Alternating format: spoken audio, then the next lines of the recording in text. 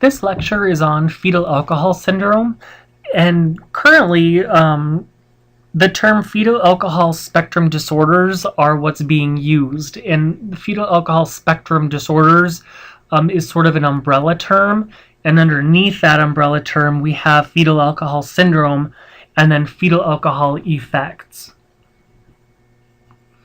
I'm hoping that you understand the incidence and etiology of fetal alcohol syndrome, to discuss signs and symptoms of fetal alcohol syndrome, discuss risk factors for fetal alcohol syndrome, learn about prevention, discuss the diagnosis, and possibly look at some case application and applying the information that you learn. 1 in 750 infants is born with fetal alcohol syndrome each year. That's more common than Down syndrome. So that's pretty prevalent. Fetal alcohol syndrome is the leading known preventable cause of mental and physical birth defects in the United States. Okay, so again, the key word there is a preventable cause. Fetal alcohol syndrome is a leading known preventable cause of mental and physical birth defects in the United States. The condition, as you probably know and have heard, the condition is a result of prenatal alcohol exposure. So when a mother drinks alcohol, it enters her bloodstream and reaches her developing fetus by crossing the placenta.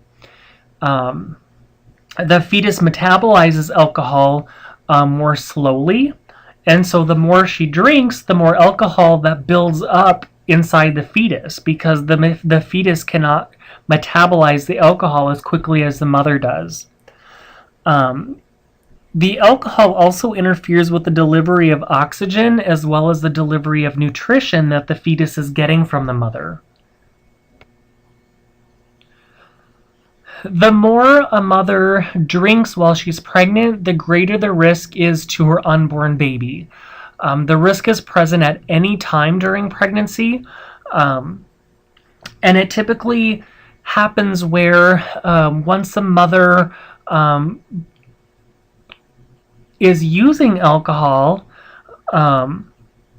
whatever time that child is at during in utero development, that's what's affected. And so what's scary about that is, looking at that first trimester of pregnancy is crucial for organ development, bone development, and especially the central nervous system development. So a lot of times women don't know they're even pregnant in that first trimester, and they may be going out and having occasional drinks and that sort of thing, and they don't even know that they're pregnant. So the general rule of thumb is there is a chance at any time during any pregnancy of getting this, but the more she drinks, the greater the risk is to that unborn baby. Signs and symptoms of FAS causes lifelong irreversible defects, which may include severe physical, behavioral, and mental problems. So a baby may have significantly low birth weight. They may have a smaller head circumference. They may have other diagnoses like failure to thrive, developmental delay. They may have organ dysfunction as well, especially the heart. They're also known to be more susceptible to low muscle tone. In FAS, you'll see some facial abnormalities like smaller eye openings.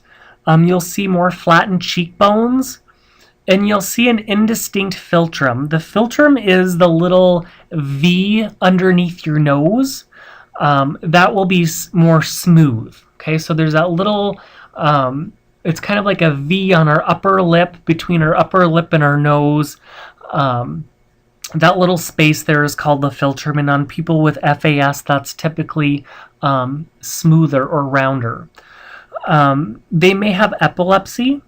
You may see poor coordination and fine motor skills.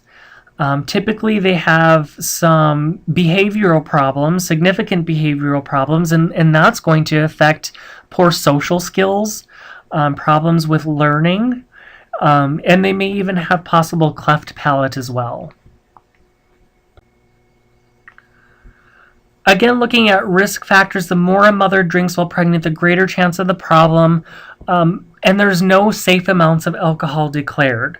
So, typically if somebody's thinking about becoming pregnant, to stop drinking even while they're planning it, and before they even confirm their pregnancy. So do not drink if thinking of becoming pregnant.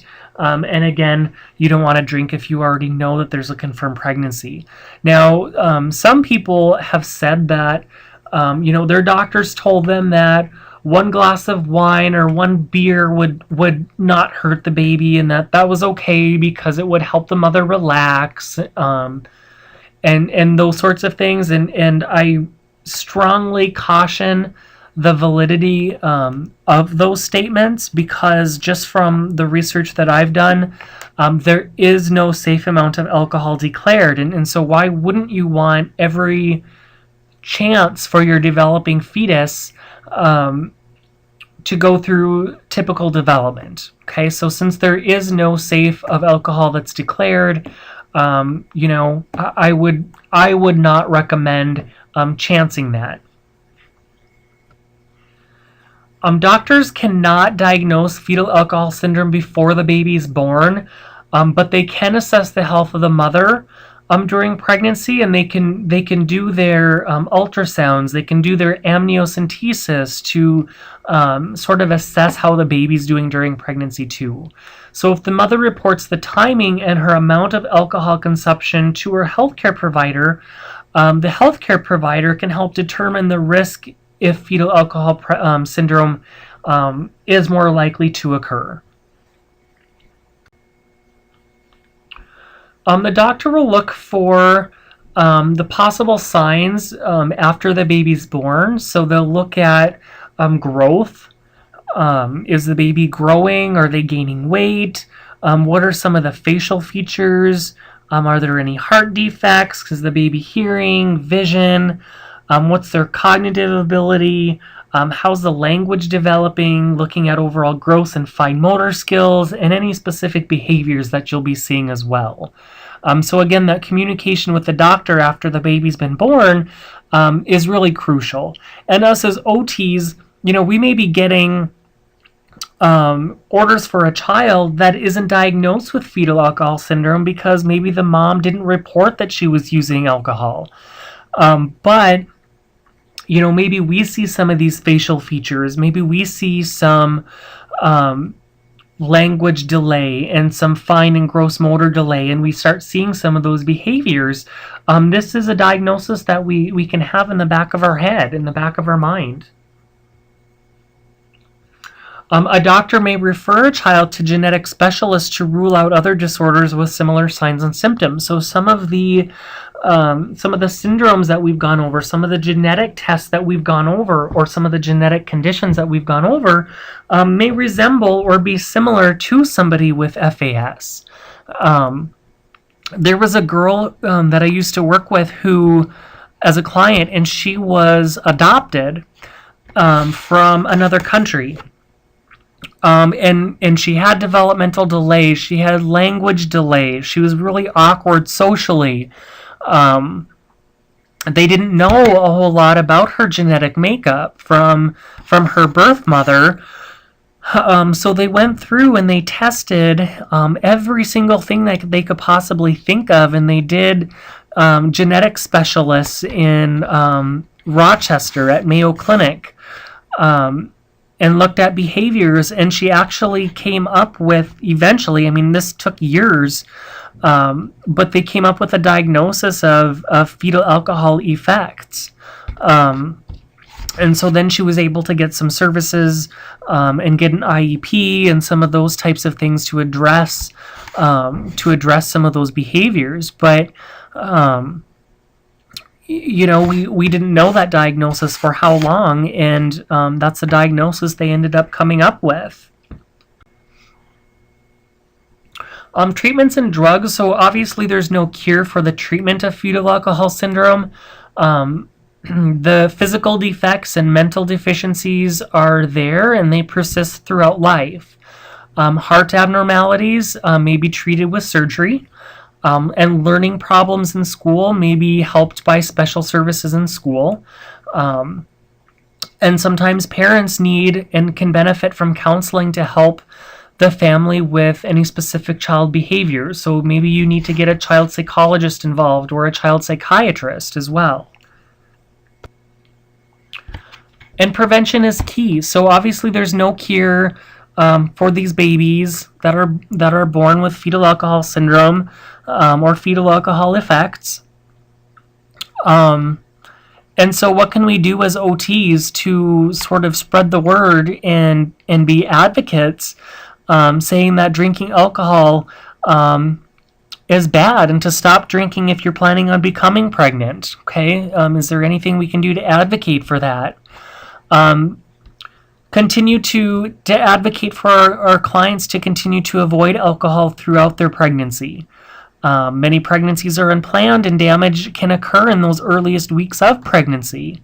And if an alcohol problem exists, a mother should get professional help before she becomes pregnant to determine does she have an alcohol problem, and to develop a treatment plan of going through alcohol treatment so she can get that taken care of before she becomes pregnant. So looking at how a child is affected by FAS on their occupational performance. So you may be having issues with feeding. So sometimes with FAS, you may see some sensory issues where they don't like certain textures, especially if they're one of the children with FAS that have cleft lip and cleft palate. You have to really watch those textures as well. Feeding is also important for newborn babies because they have that failure to thrive diagnosis, and so they may not latch on, they may not suck swallow, they may not have anything to do with anything that's nutritive. So feeding is a really big issue. Again, with the sensory issues, they may be tactily defensive. They may have difficulty with multisensory processing, so taking in all information and making sense out of it. You may see some gross and fine motor delays. They may have low muscle tone that persists. And we may provide education to caregivers not just on, the use of alcohol, but is there any environmental changes that we can do to prevent the behavior? So is there a quiet spot that we can set up in a corner of a room so when a child starts to get overwhelmed because they experience a lot of stress, a lot of anxiety, is there a quiet place for them to go? Is there any structure or routine that we can do in the environment so things don't pop up and surprise them, or changes in routine and schedule don't occur that often? I mean, obviously life happens, but that could help. Also, how a child or how a parent interacts with a child. So is there anything we can educate caregivers on how they interact? They should be keeping things simple. Instead of giving them 10 different options, maybe give them 2 different options as far as what to play or as far as what to eat or some of those types of things, because again, that can create a lot of stress, and in turn that turns into some significant behavioral issues as well. Here's a case story that I just kind of want you to go through. John, a 2-year-old boy, is referred to occupational therapy services by his doctor, and his doctor diagnosed him with fetal alcohol syndrome. And there's questions if his other siblings have fetal alcohol syndrome as well.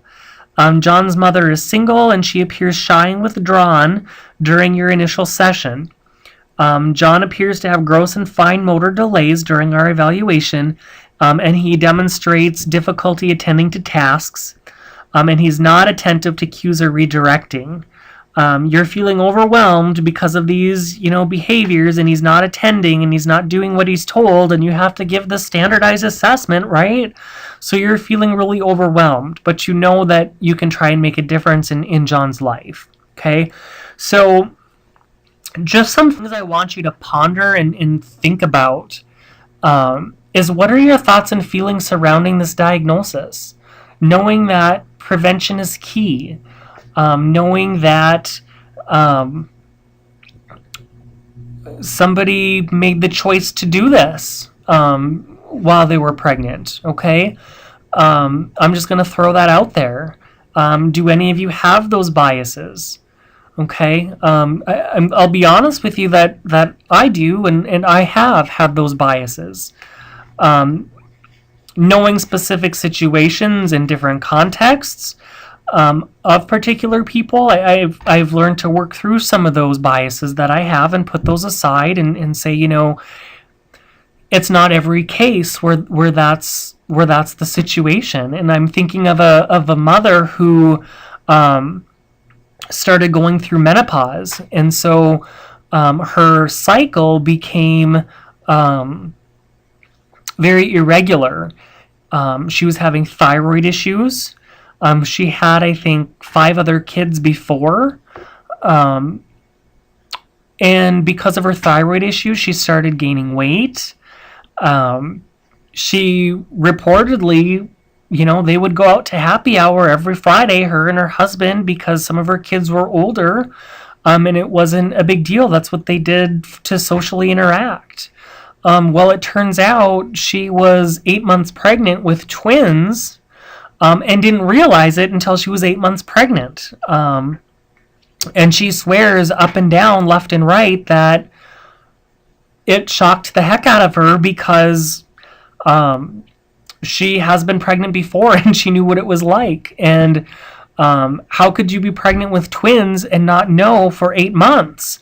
And then she was really kicking herself and making her feel bad because here she was going out and having drinks every Friday night at happy hour with her and her husband. And granted, she's like, I didn't, get overly intoxicated or anything, but I know it's really bad, and so blah, blah, blah. So she had a lot of guilt. And so, I can understand that, right? I can understand that, sometimes stuff happens and people have different situations. And so that allows me to work with other clients who kind of went through that similar thing to try and give them the benefit of the doubt, because ultimately we want John to get the help that he needs. And ultimately we want his mom to get the help that she needs as well. And we want to be there for her. We want to be there for him. And we have to watch out, because if we say something that's offensive to the mother, or we recommend well, have you gotten your alcohol or have you gotten your alcohol problem treated? That may set mom off, and then you're never going to see John again. And so then you're not going to have the opportunity to help John get the services he needs too. So we kind of have to have tact and put our biases aside and try and be there for John and understand that if mom has brought him here, she obviously wants him to get services too. So just some things that have helped me get over some of the biases, and I hope I don't offend anybody by sharing my biases. I think it's important for us to recognize where we're at, and then what's our plan on getting over that. So again, what are your thoughts and feelings surrounding the diagnosis? Do you have any of those uncomfortable feelings? How can you, or putting aside your feelings, how can you still effectively deal with John and his mother? And what strategies do you think you could use to control John's behavior problems, especially during that standardized assessment, to ensure that our OT sessions are actually effective? And again, go back to what we've gone over with for certain child behaviors. So somebody with fetal alcohol syndrome may be more spontaneous and more impulsive and more attention-seeking, and maybe some aggression, and they're going to fly off the seat of their pants with maybe a meltdown or a tantrum if they don't get their way. So again, what can you do as an OT to sort of help those or to prevent some of those behaviors from occurring? Just some reflective things for you in order to think about. And that is what I have for you on fetal alcohol syndrome. Short and quick.